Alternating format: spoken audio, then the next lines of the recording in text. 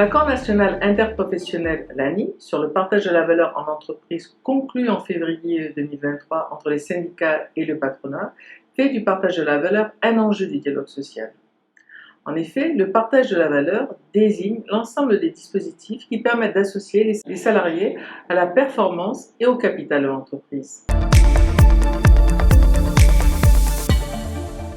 Pour Orange, cela passe par la mise en œuvre d'un certain nombre de dispositifs dont la participation, l'intéressement, l'abondement sur les plans d'épargne d'entreprise PEE ou le plan d'épargne retraite.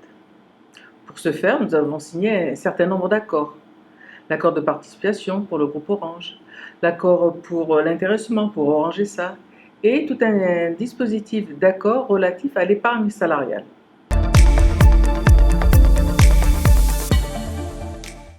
La participation, qu'est-ce que c'est? C'est une mécanique de redistribution des bénéfices de l'entreprise de salariés. Elle est obligatoire dans les entreprises dont l'effectif est de 50 salariés au plus. Le salarié bénéficiaire reçoit une prime dont le montant est fixé par accord dit de participation. Le salarié peut donc demander le versement immédiat des sommes ou utiliser, pour bénéficier de dispositifs fiscaux, de le mettre sur le plan d'épargne groupe ou le plan d'épargne retraite. Ainsi, l'accord de participation signé en 2013 met en place une formule dérogatoire mieux disante que la formule légale. Ainsi, si nous n'avions pas signé cet accord dit de participation, au lieu de distribuer 127 millions d'euros à se répartir à l'ensemble des salariés, nous n'aurions eu que 9 millions d'euros à nous repartir. Grâce à cet accord, ces 3 dernières années, nous avons pu répartir en moyenne 120 millions d'euros. Parlons maintenant de l'intéressement.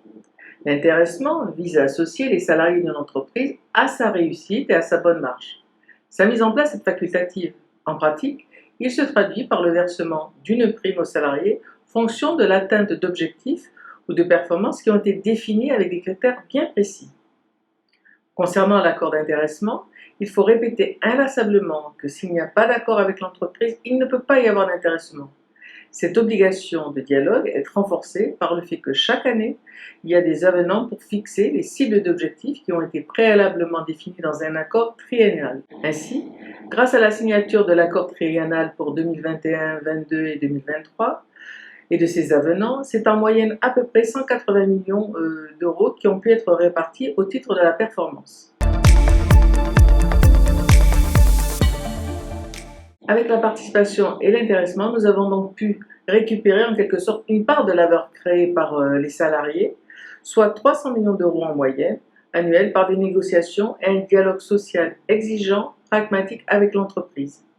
Ainsi, ces accords vous ont permis de percevoir chaque année entre 3 000 et 5 000 euros.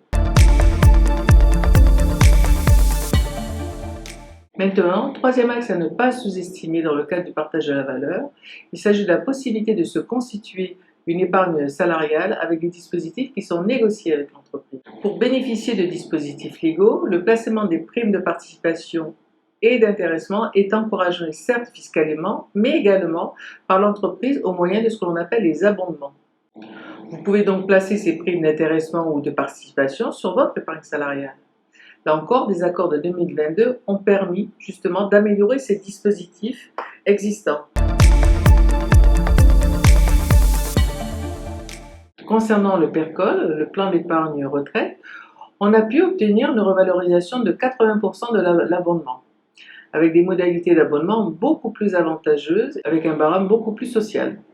Ainsi, pour 450 euros de placé, vous bénéficiez de 650 euros d'abonnement.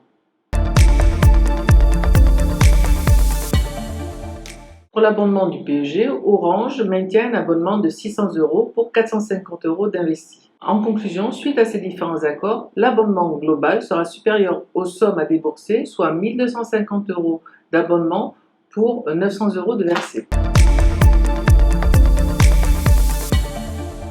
En conclusion, pour la CFDT, le pouvoir de vivre passe par une revalorisation du pouvoir d'achat. Partout pour tous, la CFDT s'engage et souhaite une meilleure répartition des richesses créées par les salariés sur l'ensemble des négociations relatives à la rémunération. Merci et au revoir.